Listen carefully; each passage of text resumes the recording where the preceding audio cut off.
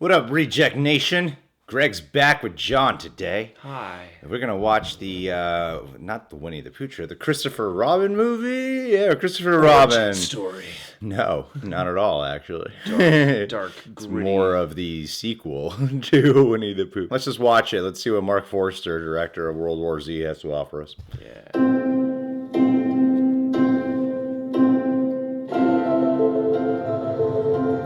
Mr. Potter. We've called an emergency meeting this weekend. I promised my wife and daughter I'd take them away this weekend, sir. We need to cut 20%. You promised these people good jobs. I thought you'd do anything for this company. Chris. Yeah. Well, have a good time. That's not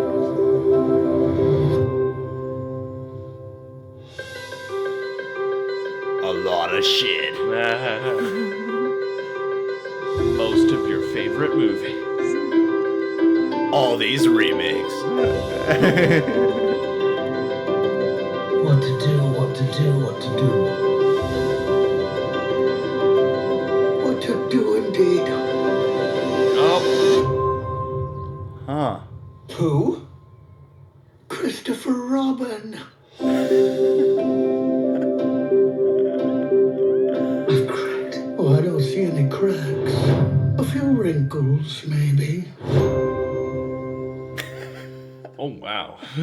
I was not prepared for what this was going to be. Well, I know John was a big Winnie the Pooh fan growing up. I kind of watched Winnie the Pooh growing up. Well, I grew up with like the books and the audiobooks and then later on the Disney stuff. Looking at this trailer, at least it doesn't feel like just some direct remake of some Disney animated material already. Well, they've already done that. I mean, they made like an animated, like a hand-drawn Winnie the Pooh a few years back. Yeah, yeah. And it was supposed to be good, but I don't think it made like a heap ton of money. And this feels like it's directly out of whatever new phase they're doing. I mean, this reminds me kind of the Mary Poppins trailer yesterday. I thought it was going to be more like the feeling of the Hook movie when I heard the synopsis for this, in terms of Christopher Robin's all grown up now and he kind of lost some of his imagination. This seems to be taking that schizophrenic approach, actually. This feels more like some weird psychological breakdown of Christopher Robin and when he's an adult. He's struggling, he's poor, and now he's gone crazy.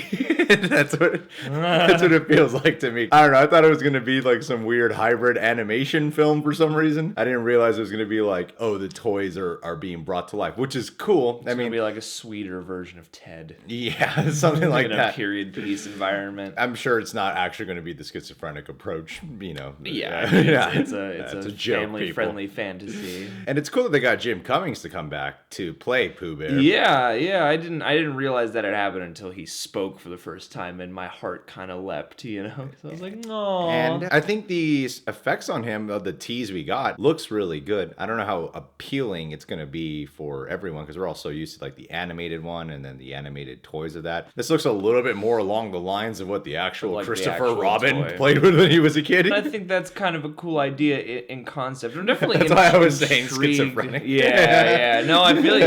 I'm definitely intrigued by what this is. It certainly wasn't exactly what I was expecting it to be.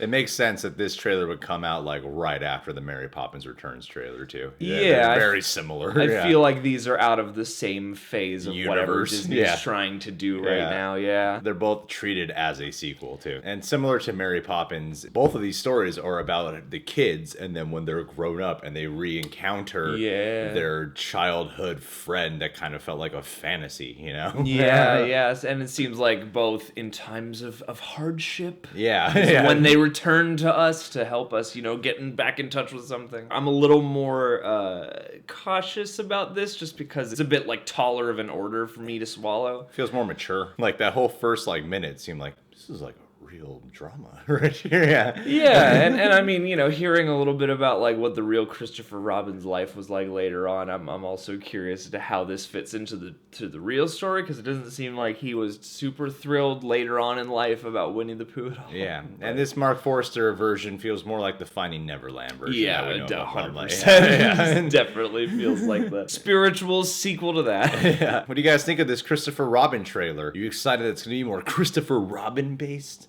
I can't wait to see all the other animals. Yeah. Is Eeyore gonna show up? Yeah, it's you. Yeah.